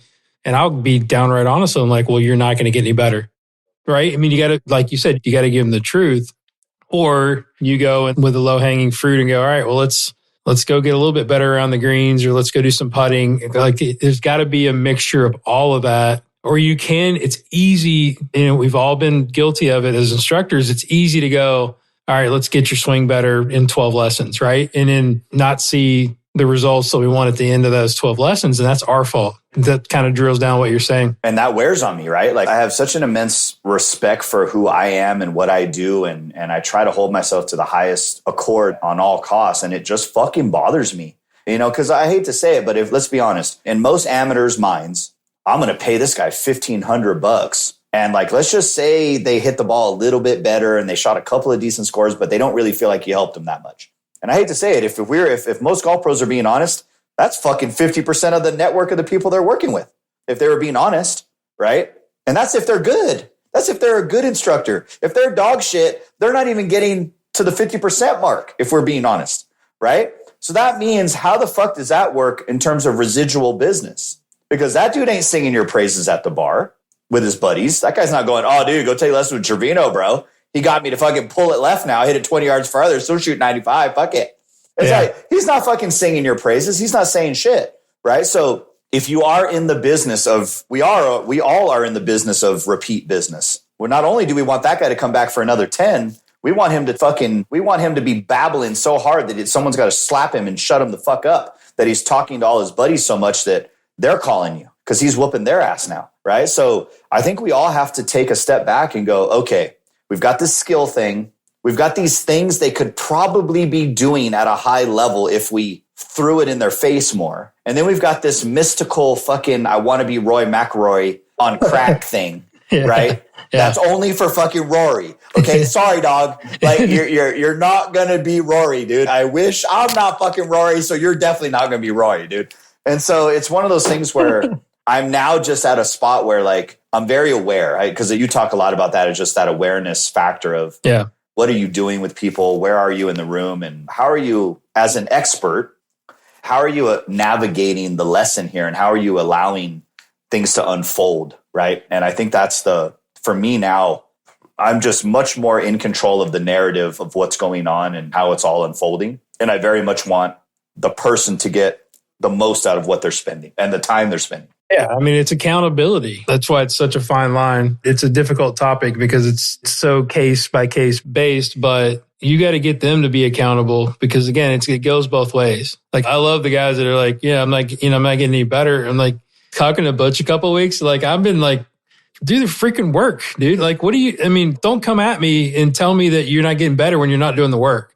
Right? Correct. Like, you can't come and complain if you haven't done the work. If you've done the work and like you're trying to do what I'm telling you and you're not getting better, it's on me. It's on me. I'll take full responsibility, but don't come at me when you're not doing the work. So you got to put it on them a little bit. And I know it's tough, but I mean, golly, 75% of the people I'm working with now are retired. Like, you got no excuse. Totally. It's like, what are you doing? Like, if you really don't tell me one thing and then like not do the work and then come back and say, all right, yeah, well, it's not working. I'm like, oh shit. I mean, you're playing 6 days a week. How much are you practicing? Well, I might hit balls 30 minutes before I hit. I was talking to my staff because, I'm also in charge of, to some degree, I'm just a believer that everything starts from the top down, right? That little Tony Robbins action, right? Like the stronghold on any company is the leader. Anything else other than the leader's ideals, the way the leader set up the culture, the way the leader is either the reason that they're succeeding or the problem, right? And so I certainly don't want to be the problem. And if I can increase the amount of money that my employees are making and their presence, and what I'm looking at now is like, how do I create like a community? And this CrossFit thing came up, right?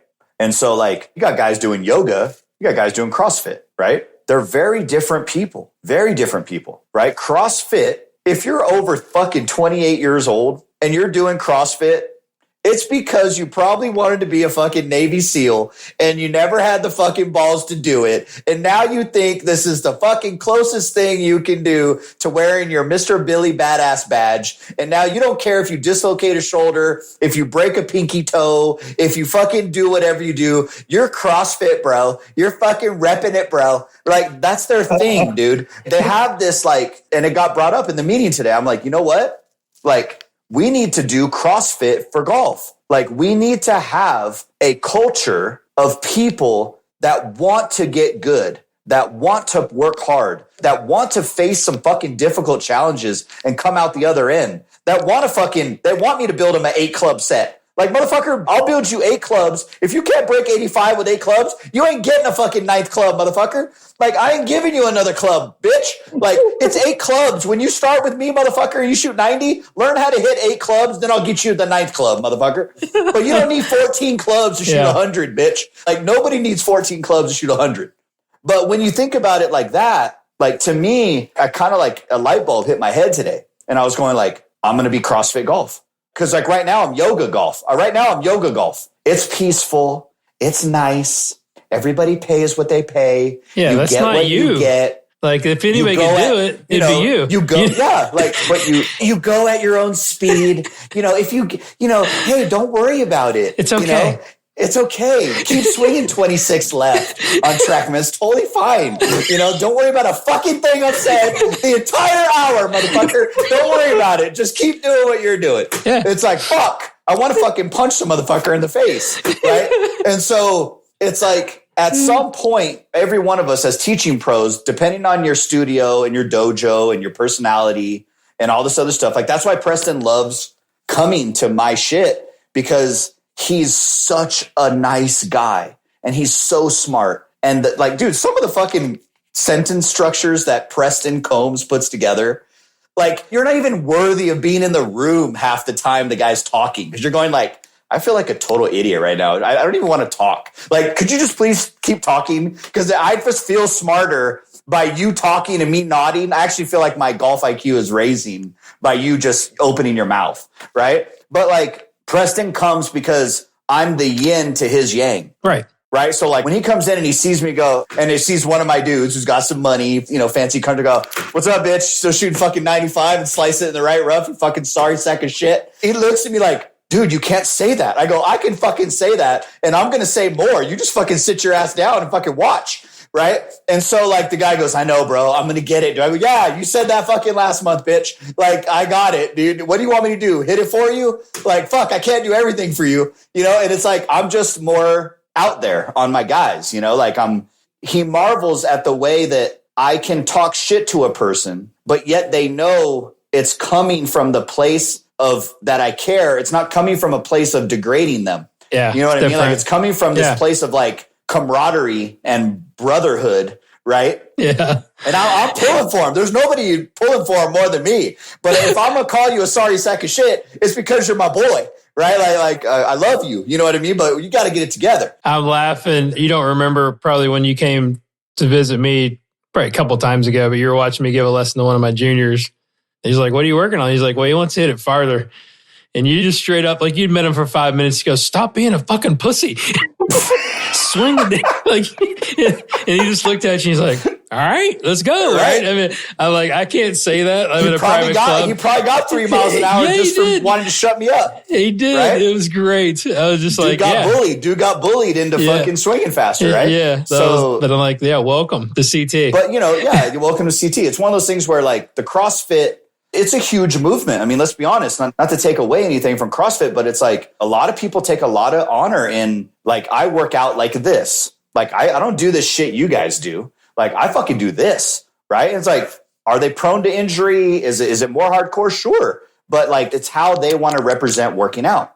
And it hit me today in talking in my group meeting with my staff was like, I got to find a way to turn this thing into, like, a CrossFit of golf where, look, man, hey, you sit across the table, like, I'm going to work with 40 people this year. And I'm looking for people that want to stretch the limitations, think outside the box, hit some fucking balls between the lessons, and actually tackle this handicap and let's lower this motherfucker. Like, I'm tired of you shooting fucking 96, motherfucker. Aren't you? Aren't you sick of this shit? Like, are we going to do something or not? And, like, for most of these successful guys, golf is one of the only things they're not good at because they're so good at everything else. Yeah, we got CEOs that are been successful. Nobody's ever told them Nobody what to talks do. to these guys like I do. Right. And it's like, and I'm one of the only guys that can get away with it, not because I'm flexing on them, because I'm so much better. It's just, they know I'm saying what's right. It's like, it's no different than if they looked at my financial, be like, yo, dickhead, what the fuck are you spending this on this for and that on that? Don't you want a retirement account, you dumbass? Like, they would be coming at me the same way based on some bad financials that I'm doing maybe, right? But it's like, nonetheless, it's the way that I think I want to go going forward. Like, I'm sort of in this new bubble now where I want to create a culture of people that we all get it. We're all into the same thing. Whether it's more intense or not, who cares? But it's the same thing. We all believe in the same thing. And that I want to try to affect their skill. And I want them to have something that they can put in their back pocket and they can travel with it. If they go to Bandon Dunes, if they go to Pinehurst, if they go wherever they go to play golf, they can pull out a bunker shot out of their ass and get the motherfucker on the green and 2-putt. They don't have to tell me, oh, dude, I had a round gun hit in this bunker. Took me 6 to get out. I'm like, what? Like, how? Or, you know what I mean? Like, it's that kind of stuff. Yeah, I think what companies like CrossFit or like Orange Theory, Tribe, whatever, its structure is like my daughter just started going to 9 rounds, right? It's like a boxing type of scenario, right? But they have like set up stations when you go there. And so they know exactly what to expect. They have people helping you like that. That would totally work in golf. But again, you got to have the right person to do it, right? It's like you said, you got to have somebody that's driven and totally passionate and they're about out really there, good. right? They're out there. You just have to, and you can just say, hey, look, man, if you want to take a few lessons, if you want to take a few lessons on the side, I can't guarantee you your time slot. Like, I can't guarantee you that you'll get this time, but I'll fit you in. I'll give you a couple lessons on the side. Like, no big deal. Like, I'm not telling golf pros to cancel out their membership and shit. You know what I mean? But it's like, it's not going to be for everybody. But like, if you're really looking, because it just bothers me when people give me money and I know in my heart of hearts, their score isn't any better. Like, that's just like, it doesn't sit right with me. No, and it shouldn't. It bothers me. I lose sleep when I have bad lessons or people come and, they have bad rounds or whatever. It's like, you got to think of what could I have done more. But again, it goes both ways. Like, you can't. Yeah, they got to put in something. We got to put the onus, on the teamwork piece of it. But so you haven't been posting on socials much lately. So what's up? Yeah, man, I've got a mentor guy that's been, I'm not saying it's right or wrong, you know what I mean? But like, I'm just into this, like the minute because I've got so many kids that are just constantly playing in tournaments and doing shit. Like, the minute I try to post a kid who did something and then I don't post the other kid that did, like, it's like, then it just becomes this whole fucking thing of like, you got to do this, and you got to do this, and you got to do this. Like, I'm actually in the process of, was another thing. I'm just in the process of handing over all of that to one of my other employees. They're just going to fully immerse themselves in that. I'm going to pay them a little bit on the side because, like, for me, I'm just like, it takes a lot to get a compliment out of me. Like, I'm just not into the over glorification of everything. And I might be robbing some of my kids of some looks, of some stuff. Like, they need to be on social because it's just the world we live in now. And it's an avenue. It's an avenue they can get recognized by. That maybe a college coach, just because of this show and my popularity on some of your other shows, they might be following me and I don't even know. And it could get a kid a look, from somewhere. So it needs to be done. I've just done a poor job of doing it, in the past. And it's kind of like what you did tonight, if you know kind of thing. He's a financial advisor guy that if you're not working with over 10 million, he doesn't even really talk to you. And he's kind of going like, bro, like you don't have to fucking tell every single person every single thing you're doing all day long. If they know you're the best, they'll be here. And it's like, there's part of that that's true, right? But there's also like one of those things where I think some of the kids deserve a little bit more recognition than they're getting on Instagram stuff from TGI. And I just need to put somebody at the forefront of that does it. Because you know me, I'm not the most tech savvy guy. It's not really my strong suit. But yeah, you just need to have, that's the way to go. Because then they could film you doing stuff. Like you could get so much content. If somebody, I mean, I would love to have that for me. Like it takes me a lot of time just to do a simple post of my players or somebody's accomplishment or whatever that I think they deserve. And like I was saying earlier about this whole like going into 24 when I do this, because eventually I want to whittle it down to 25, right? Like 25 people paying me 20 G's a year and we just cap it. You know what I mean? And we just start, and I start really playing a lot more golf with them. You know, because at 25 people, I can start playing rounds with people and doing shit. Like when I'm managing 200 right now, like I don't get to see a golf course ever unless it's a planned thing a month in advance kind of thing, right? So if next year it's 40 people, right? And then for those 40 people, I do this once a week video tip and it goes out to all 40 people. And it's like, hey, dude, for all of my devotees out there, you know, you want to hit that sexy bunker shot? Here it is. Watch this. Boom. Pop, pop, pop, pop, pop. You start talking it out, splash one out, let them see the zip, and then boom, done, right? But yeah, like little things like that, I think is where it's headed going down the road. But I got to take it to that next level on the postings and things like that. Paying attention to social? Are you still like a voyeur? Are you watching? I mean, I watch your stuff. You know, it's like I see you and the kid, and I know I see you been McGirt with him, and you're still with that couple of that little kid, that little lefty kid. That's good. But yeah, man, I love your place. Looks amazing. Can't believe I haven't been there yet, but your place looks awesome. You got to come down. Yeah, I'm not super huge into it, but for the guys I like and respect, I'll take a peek at what they're doing and make sure I like it. I mean, everything's going, it's good. So the big kind of thing going around now, I'm not going to mention any names, but is the wedge stuff, right? The TrackMan numbers for wedge, like little chip shots. Yeah. 12 down.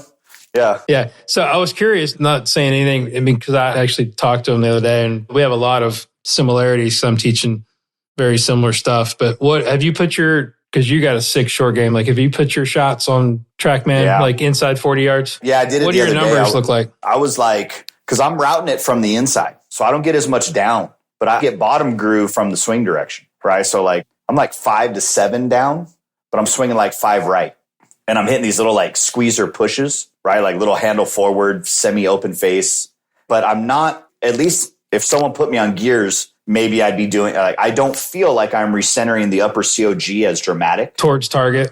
Yeah. So when I do, I get the double digit, but it feels a little thick to me. Like I don't feel like I know how to get the club out of the turf fast enough. Right. You're not pushing to do what I like to do. Yeah. So like, and it doesn't feel like it would be necessary to get the ball to check. Like that's my quandary right now. It's like, do I need to do all of this to get a one-hop stop? I get a one-hop stop right now, and I'm not doing it. Yeah, you don't. I mean, there's a lot of ways to get it done. Right? So it's like, for me, I think I've got a little bit of lead arm chicken wing mixed with the inside out and the hands forward. So I get the low launch from the low contact on the face. Right. You control the arc height. Yeah, and I get the spin from using the whole face. So in that regard, like I just have a way of doing it that gets the job done. I can replicate the numbers that Hovland's getting, and so can a few of my students, but it's a little scary. You got to go and get it. You know what I mean? Like you got to really, I know they're saying, it doesn't hurt the turf and you're not dragging up a lot of turf, but it's like, well, I mean, depends on your wedge that you're using. And it also depends on how comfortable you are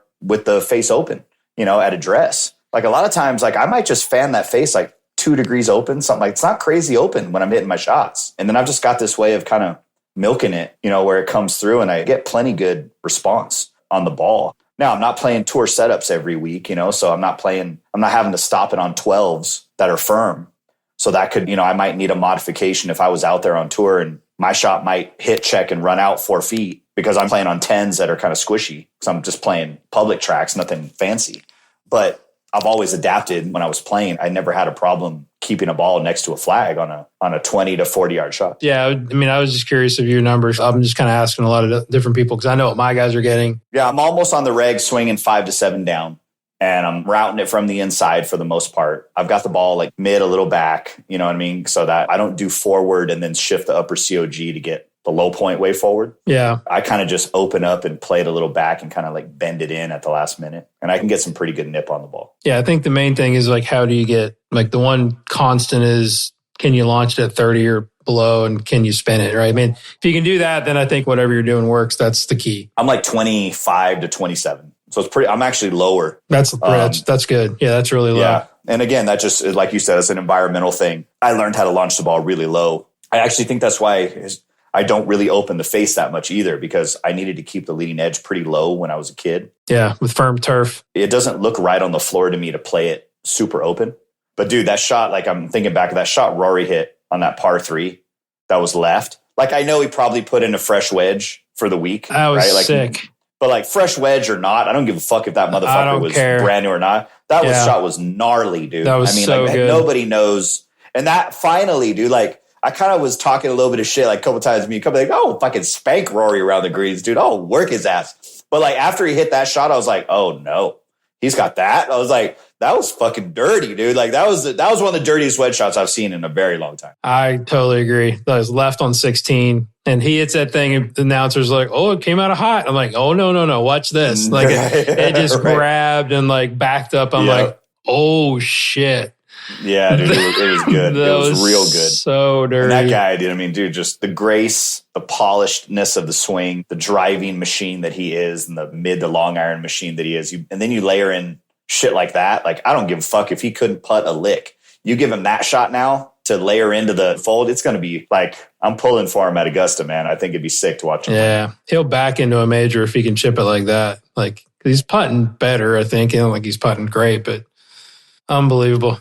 Anything else before we wrap? This has been amazing as always. Good, man. And I think it was good, dude. It's awesome to catch up with you. And, we need to do this more often. We got to have you down here to Low Country, bro. It's so good. Especially now, this time of year, like we're getting cooler temperatures in the morning now. It's like amazing. Nice, dude. Yeah. I'm gonna bring Coop out there. We're gonna let you take a look at my little future Korn Ferry Tour player.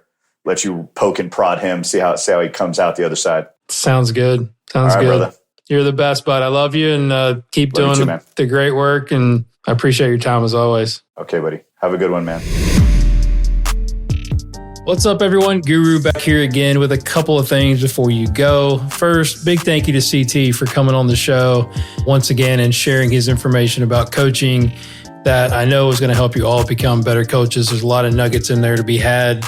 Make sure you follow Chris on the gram and Twitter at Trevino Golf Institute and give him a social wave and tell him thank you. Send him some messages. Give him some crap. Thanks again for our new sponsor, Estruzy. Make sure you go download the app and check it out. Make sure you also add the asterisk after the name so we know that you heard it from the show. Very, very important. You can follow me and reach me on Instagram and Twitter or X at Golf Guru TV. Give me a follow. That would be fantastic. Check out my website at golfgurutv.net where you can find videos, articles, and more information on my teaching and coaching. If you have a question or comment, just shoot me a DM. That's the easiest way to get a hold of me. And big thank you. This episode was produced by my man, Joel North. Thank you so much, Joel, for your continued excellent work. And on this show and also future episodes of the Golf Guru Show, music was brought to you by Kevin MacLeod and Zach Mullet. And leave me an iTunes review. Let's see if we can get the rating up. Let me know how I'm doing. And always, as I leave you, RIP Mr. Rohn, study, practice, teach, and then make sure you pass it on. Thank you so much for listening. I'll talk to you next time.